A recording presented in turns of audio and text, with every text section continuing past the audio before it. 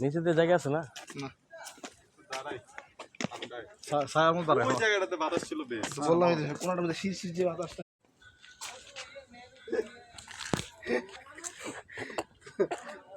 সেরা সেরা